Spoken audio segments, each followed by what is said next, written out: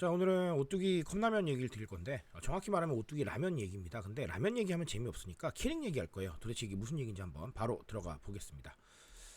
자, 아이디어스라고 우리 수공예 플랫폼인데 여기에서 IP 협업을 많이 하고 있거든요.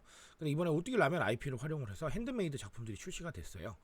자, 보면 뭐 여러 가지 제품들이 있습니다. 사실 뭐 키링부터 시작을 해서 만년 달력도 나와 있고요.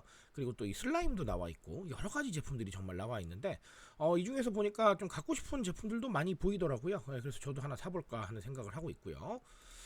자, 오뚜기 인기라면 브랜드를 주제로요 작품을 공모를 했어요. 그래서 이 공모전에서 채택된 제품들을 출시를 하는 건데 키링, 만년달력, 뭐 꾸미기 세트, 아까 말씀드린 대로 뭐 슬라임 등등 19종에 해당을 합니다. 자, 요거는 우리 외부 박람회도 나갔어요. 그래서 여러 가지로 좀 활용이 됐고요. 어쨌든간 이 아이디어스가 IP 협업을 많이 하거든요. 최근에 제가 바밤바 향수를 소개드린 적이 있었는데 어쨌든간 그런 다양한 협업 중에 하나가 바로 이번에 이 라면 협업 같은 이런 사례다. 그리고 상당히 좀 다양한 제품이 나와 있는 게 아주 좋은 아이디어들이 많이 나와 있다라고 보시면 되겠습니다. 자, 그러면 이렇게 아이디어스가 진라면과 협업을 해서 굉장히 재미난 제품들을 내놨는데 사실 컨슈머 경향을 건드린다고 봐야 돼요. 제가 늘 말씀드리지만 재미라는 건 소비의 이유가 될 수 있습니다. 내가 재밌으면 살 수 있어요. 근데 재미없으면 안 사요.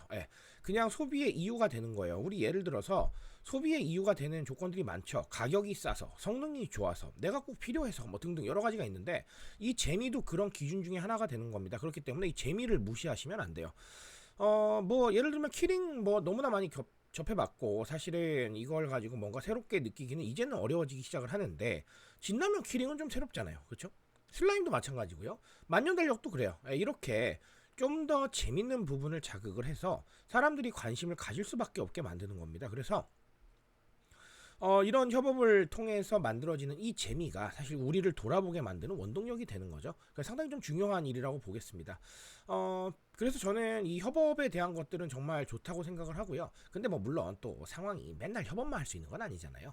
그렇기 때문에 기존에 우리가 해왔던 방향성과 조금 다른 방향성들을 생각해 보는 것도 좋은 아이디어가 나올 수 있어요. 어쨌든 중요한 건 재미가 모든 것의 이유는 될 수 없지만 소비의 이유는 충분히 될 수 있다라는 거를 생각을 해주시면 되겠습니다. 뭐 하나라도 재밌어야 돼요. 뭐 하나라도 좀 더 호기심이 느껴져야 되고 뭐 하나라도 좀 더 새로워야 됩니다. 이 부분을 기억하시면 되겠고요.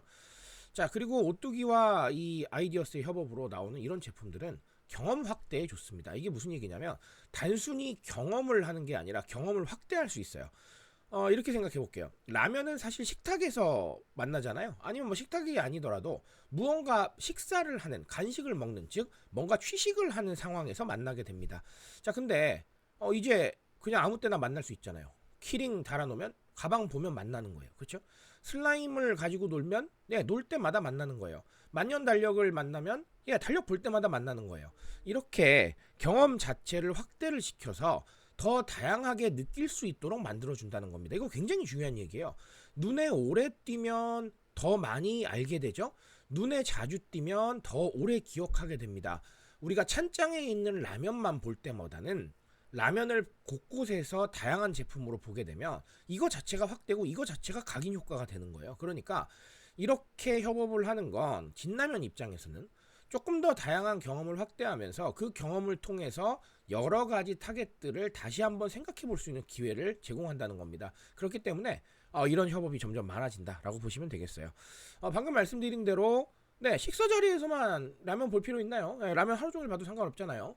그런 것들을 이런 제품으로 구현해내고 있다. 이렇게 보시면 되겠습니다. 자, 오늘 진라면과 아이디어스, 진라면 꼭 아니고요.